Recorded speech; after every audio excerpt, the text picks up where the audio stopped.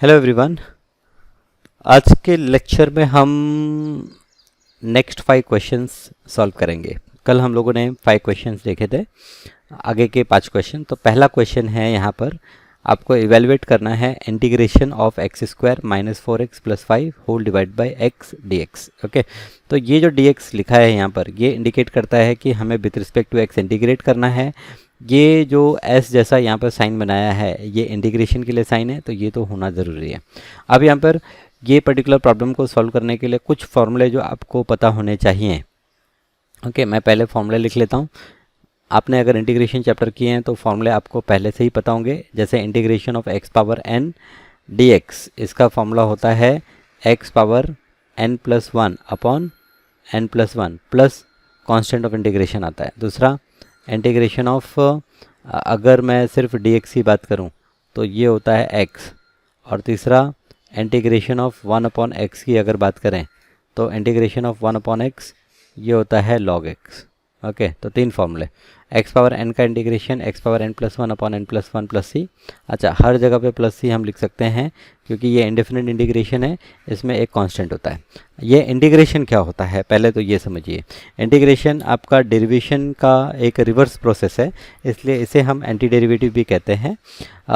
जैसे आप अगर x का डेरिवेशन करते हैं और आपको आंसर 1 आता है तो 1 का इंटीग्रेशन करके आपको आंसर क्या आएगा, x आएगा। तो ये दोनों एक दूसरे के रिवर्स प्रोसेस हैं, अपोजिट प्रोसेस हैं। ठीक है, तो यहाँ पर हम कुछ प्रॉब्लम्स ही डिस्कस कर रहे हैं। तो कंप्लीट इन्फॉर्मेशन के लिए, कंप्लीट अंडरस्टैंडिंग के लिए आपको मेरे जो इंटीग्रेशन के टॉपिक्स में अभी कुछ समय बाद डालूंगा उसे आप देखिएगा। ठीक है, तो यहाँ पर चलिए पहले ये प्रॉब्लम को सॉल्व कर लेते हैं। इसे इवेलुएट करना है तो जनरली हम आई सिंबल से इंडिकेट करते हैं। आई इज इक्वल्स टू, यहाँ पर इंटीग्रेशन, पहले मैं जो प्रॉब्लम दिया है एज इट इज़ लिख लूँगा, फिर यहाँ पर इसे सिंप्लीफाई करेंगे तो स्प्लिट कर लेंगे। इसे हम x square upon x, denominator में एक्स कॉमन है सबके लिए, तो इसे इस तरह से भी हम स्प्लिट करके लिख सकते हैं। आपको याद होगा कि फ्रैक्शंस का जब भी हम एडिशन सब्ट्रैक्शन करते हैं तो हमारा डिनोमिनेटर सेम होता है, तो उसे हम क्लब कर लेते हैं। तो इसी तरह से अगर वो ऑलरेडी क्लब के फॉर्मेट में है तो उसे हम अलग अलग भी लिख सकते हैं। तो ये अलग अलग आपने लिखा। अब इसे थोड़ा सा और सिंप्लीफाई करेंगे तो एक्स स्क्वायर अपॉन एक्स आपका एक्स होगा, माइनस ये आपका 4 होगा, प्लस ये आपका 5 अपॉन एक्स होगा। Okay, into D x. अब वापस से अब हम यहाँ पर ये स्टेज पर इंटीग्रेट कर सकते हैं। तो x का इंटीग्रेशन करने के लिए पहला फॉर्मूला x पावर n का फॉर्मूला यूज़ करेंगे।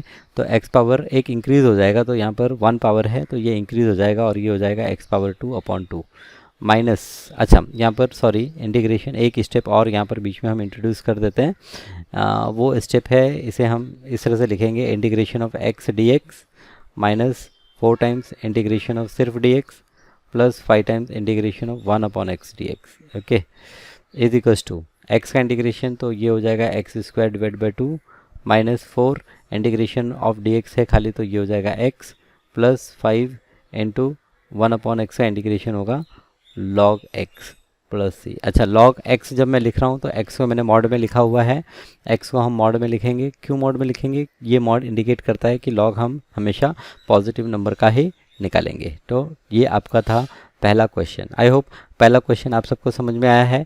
इंटीग्रेशन निकालने के लिए हमें इंटीग्रेशंस के फॉर्मूले जानना बहुत ज़रूरी है। ओके, तो सबसे पहले आप आपके चैप्टर में देखेंगे तो इंटीग्रेशन के सारे फॉर्मूले चैप्टर में एक ही पेज पर आपको सारे लिखे होंगे।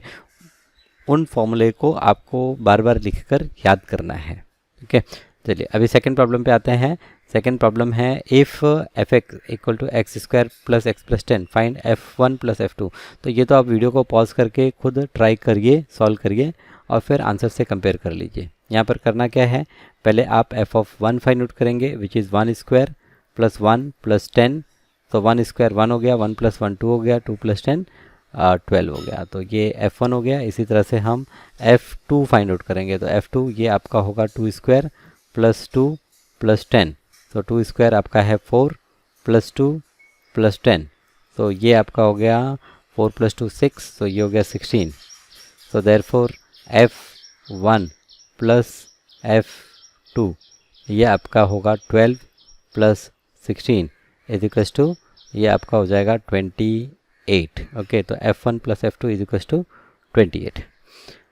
8th प्रॉब्लम पे आते हैं। State whether the function f x is x cube divide by 1 plus x square is even और ऑड। हमें चेक करना है कि ये जो फंक्शन है ये इवन फंक्शन है या ऑड फंक्शन है। तो यहाँ पर आपका जो एफ एक्स है इवन ऑड के लिए क्या होता है, आप x को माइनस एक्स से रिप्लेस करते हैं।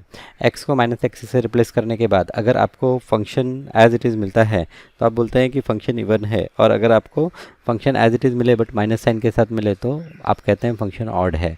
मतलब क्या है, अगर f ऑफ माइनस एक्स हमें एफ एक्स मिला, ओके, तो इसका मतलब फंक्शन क्या है, इवन।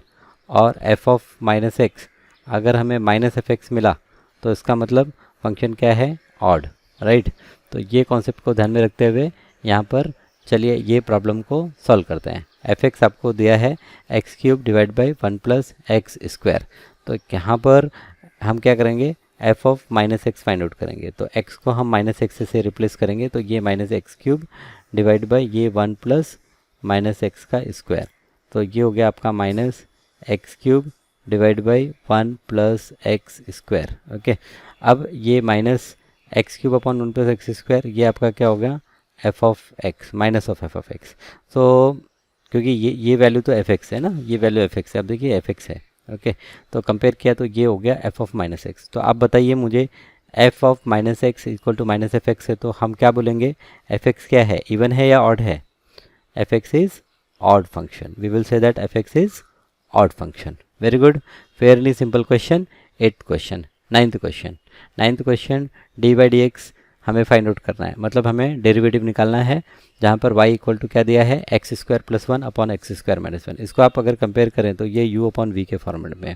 और लास्ट लेक्चर में भी हम लोगों ने देखा कि अगर y हमारा u अपॉन वी के फॉर्मेट में होता है तो इसका डेरिवेटिव जब हम निकालते हैं d y upon d x, तो ये होता है v times d u upon d x minus u time d v upon d x whole divide by क्या होगा, whole divide by v square होगा। ठीक है, ये आपका y है, तो d y upon d x, sorry हाँ d y upon d x बराबर, ये d y upon d x का ये फॉर्मूला है, ये रूल है जो हमें ध्यान में रखना है। चलिए अब ये रूल को ध्यान में रखते हुए यहाँ पर हम ये प्रॉब्लम सॉल्व करते हैं।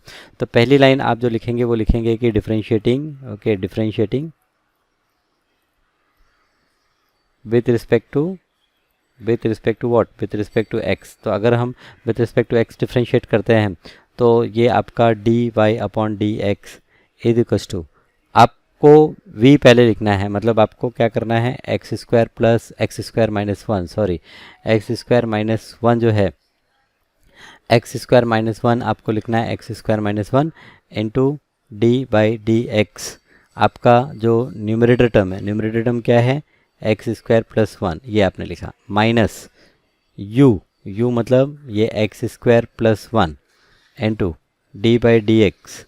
आपका जो डिनोमिनेटर टर्म है, डिनोमिनेटर क्या है, एक्स स्क्वायर माइनस 1, ये आपने लिखा, and whole divide by v square मतलब एक्स स्क्वायर माइनस 1 का होल स्क्वायर। ओके, ये आपने किया। अब आपको सिंप्लीफाई करना है। आपने देखा क्या किया मैंने, फिर से एक बार देख लीजिए, v मतलब डिनोमिनेटर लिखा और डेरिवेटिव किसका, न्यूमरेटर का x square plus 1, minus u numerator लिखा और डेरिवेटिव किसका, डिनोमिनेटर का, and whole divide by denominator का स्क्वायर। ओके, ठीक है, अब सिंप्लीफाई करिए। देखिए डिनोमिनेटर डेरिवेटिव किसका निकालना है, जो डी बाई डी एक्स से आगे लिखा है। तो ये जो एक्स स्क्वायर माइनस 1 है ये आपको ऐसे ही लिखना है। अब यहाँ पर एक्स स्क्वायर का डेरिवेटिव क्या होगा, 2x होगा, 1 का डेरिवेटिव क्या होगा, 0 होगा, तो उसे लिखने की ज़रूरत नहीं है। ओके, अब यहाँ पर डेरिवेटिव में भी फॉर्मूले, कहीं मैं कोई आसमान से कोई चीज़ नहीं लेके आ रहा हूँ। D by d x, x power n का derivative n into x power n minus 1, ये फॉर्मूला यूज़ किया। तो अगर n की जगह 2 रखेंगे तो एक्स स्क्वायर का derivative 2 into x power 2 minus 1 कितना होता है, 1 होता है, तो 2 इंटू एक्स ये हमारा आंसर हो जाएगा। ओके, तो ये आपने इस तरह से सॉल्व करना है। तो यहाँ पर x square minus 1 into 2x minus यहाँ पर ये होगा x square plus 1 into x square minus 1 का डेरिवेटिव करेंगे तो ये भी क्या होगा, ये 2x होगा। Okay, and whole divide by, ये होल डिवाइड बाई ये क्या है, एक्स स्क्वायर माइनस 1 का क्या करेंगे, होल स्क्वायर करेंगे। ओके, तो दिस इज इक्वल टू, अभी यहाँ पर हमें मल्टीप्लाई करना है, 2x को एक्स स्क्वायर से मल्टीप्लाई किया तो क्या हो गया, 2x क्यूब माइनस ये आपका हो गया 2x ओके, इसमें से हमें सब्ट्रैक्ट करना है। क्या सब्ट्रैक्ट करना है? Again 2x cube, okay, plus 2x, okay, right, divide by क्या है यहाँ पर? X square minus 1 the whole square. Okay, अब आप अगर किसी चीज़ को सब्ट्रैक्ट कर रहे हैं तो आपको उसके साइन को इंटरचेंज करना है। तो यहाँ पर ये आपका हो जाएगा 2x cube minus 2x cube minus 2x whole divide by x square minus 1 the whole square is equals to ये 2x क्यूब और ये 2x क्यूब कैंसिल, ये हो गया minus 4x divide by x square minus 1 the whole square. So ये क्या आ गया आपका? ये आपका dy अपॉन dx आ गया। सो अगेन वंडरफुल, समझ में आया प्रॉब्लम कैसे सॉल्व किया है? ओके, चलिए अब 10th प्रॉब्लम। तो आज भी हम सिर्फ 5 प्रॉब्लम सॉल्व करेंगे। तो हमने डिसाइड किया है कि हम 5-5 प्रॉब्लम सॉल्व करेंगे और एक लेक्चर में 5 प्रॉब्लम, ठीक है। Calculate the point on the curve. अच्छा, y equal to log x, slope दिया है 1, हमें फाइंड आउट करना है कि किस पॉइंट पर स्लोप 1 होगा। अच्छा, स्लोप 1 का मतलब एक्चुअली टेंजेंट का स्लोप हम 1 की बात करते हैं, और स्लोप किसी भी कर्व का स्लोप निकालना है तो क्या फाइंड आउट करते हैं? लास्ट लेक्चर में किया था हम लोगों ने, याद कीजिए, क्या फाइंड आउट करते हैं? dy upon dx। तो यहाँ पर ये जो y दिया है आपको, इसका हमें डेरिवेटिव निकालना है। ओके, y log x दिया है, तो log x का डेरिवेटिव क्या होता है? log x का डेरिवेटिव क्या होता है? log x का डेरिवेटिव होता है 1 अपॉन x। लेकिन यहाँ पर हमें तो दिया हुआ है, हमें क्या दिया है? स्लोप दिया है 1, इसका मतलब dy अपॉन dx कितना दिया है आपको? 1 दिया है। अच्छा, dy अपॉन dx क्या है आपका? 1 अपॉन एक्स है, तो 1 upon x is equal to 1। अच्छा, 1 अपॉन एक्स 1 है तो x कितना होगा? x 1 होगा, क्योंकि 1 को हम 1 अपॉन 1 भी लिख सकते हैं, कंपेयर करेंगे x इज इक्वल टू 1। अच्छा, x इज इक्वल टू 1 मिल गया आपको, तो यहाँ पर y क्या है आपका? log x है। तो for x equal to 1 y क्या होगा? y होगा log 1। अच्छा, log 1 की वैल्यू क्या होती है? 0। So y equal to 0। So therefore point क्या है? पॉइंट है आपका x, y। x, y मतलब क्या? x, y, x की वैल्यू 1, y की वैल्यू 0। अच्छा, ये बीच में मैंने 3 लाइन क्यों ड्रॉ की है? ओके, तो यहाँ पर कोऑर्डिनेट्स को जब हम दिखाते हैं कि ये कोऑर्डिनेट किसके बराबर, तो उसे हम इक्विवेलेंट कहते हैं, और इक्विवेलेंट के लिए 3 लाइन ड्रॉ करते हैं। कभी कभी 2 लाइन भी यूज़ कर लेते हैं कुछ लोग, तो कोई प्रॉब्लम नहीं है। आपके स्कूल में, आपके कॉलेज में जैसा आपको सिखाया गया है आप वैसा फॉलो कर सकते हैं, या फिर आप टेक्स्ट बुक रेफ़र कर रहे हैं तो जो टेक्स्ट बुक में जिस तरह से दिया है वैसा आप फॉलो करिए, ठीक है। तो ये था आपका 10th प्रॉब्लम। आई होप आपको सारे प्रॉब्लम समझ में आए। तो क्विक रिवीजन कर लेते हैं। 10th प्रॉब्लम में हमें पॉइंट फाइंड आउट करना था, स्लोप दिया हुआ था, तो हमने पॉइंट फाइंड आउट किया। स्लोप क्या होता है? dy upon dx। 9th problem में हमें डिफ्रेंशिएट करना था, जो फंक्शन है उसका फॉर्मेट क्या था? u upon v। तो u अपॉन v का फॉर्मूला याद होना चाहिए, v du upon dx minus u dv upon dx upon whole square. 8th problem पे आते हैं। यहाँ पर हमें क्या करना था? यहाँ पर हमें चेक करना था फंक्शन इवन है या ऑड। इवन फंक्शन कब होता है? जब f of minus x equal to f x होगा। ऑड कब होता है? जब f of minus x equal to minus f x होगा। 7th प्रॉब्लम पे आते हैं। 7th प्रॉब्लम आपको fx दिया है और आपको f1 प्लस f2 करना है, तो कुछ नहीं है, सबसे सिंपल प्रॉब्लम, और डेफिनेटली एक क्वेश्चन आपको हमेशा आपके पेपर में मिलेगा। यहाँ पर आपको क्या करना है? x की जगह जो वैल्यूज़ दी हैं उनको रिप्लेस करना है और फाइंड आउट करना है फाइनली वैल्यू क्या होती है।